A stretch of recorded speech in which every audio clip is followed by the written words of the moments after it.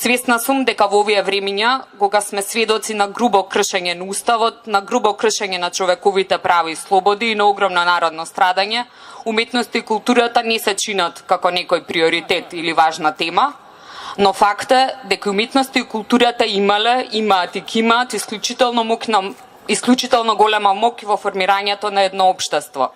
Тие се исклучително остар мач со две острици. Од една страна може да ја засечат слободната мисла, а од друга страна може да ја засечат грубата репресија.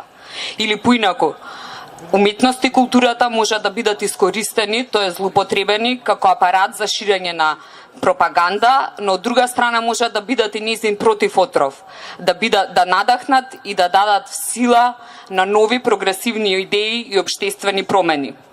Во Македонскиот устав стои дека државата треба да го поддржува и поттикнува творештвото.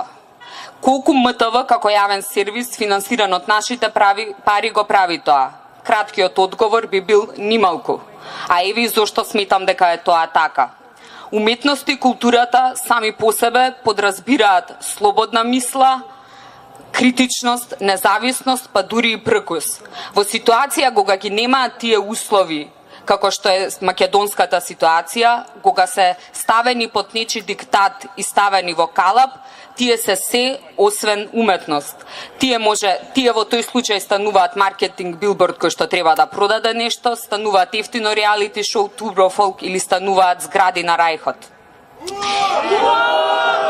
И токму таа опачина на културата ја гледаме промовирана и продржана на програмата на јавниот сервис. Јасно се забележува едно општествено зло кое што ги има проширено своите вулгарни пипци и во јавниот сервис, а тоа е партократијата, која што јавниот сервис на граѓаните го користи како свој личен партиски сервис за ширење на пропаганда, грубо наметнувајќи ни она што таа го подразбира за добра и пожелна уметност. Поинаку, она што можеме да го видиме на секој чекор околу нас, ефтиниот бронзен кич, фабрикувањето на култура и историја, рушењето на културниот идентитет, сето тоа само се репризира во програмата на МТВ.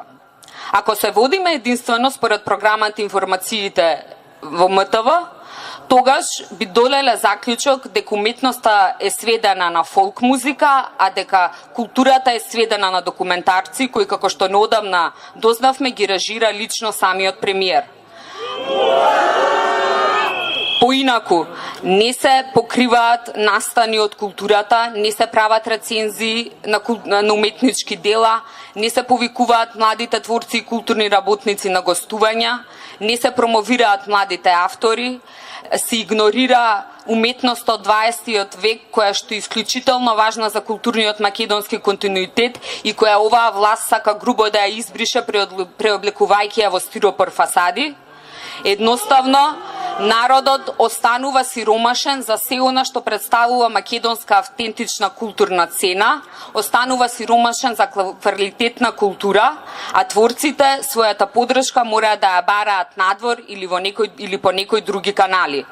Воедно и малкуте емисии од странска продукција од областа на уметност и културата кои што се емитуваат на македонската телевизија се исто или нерелевантни или застарани. Па така луѓето немаат информации ниту за современите токови и случувања и за уметноста во светот. Поинаку си плаќаме за да не држат во културен, глобален и локален мрак.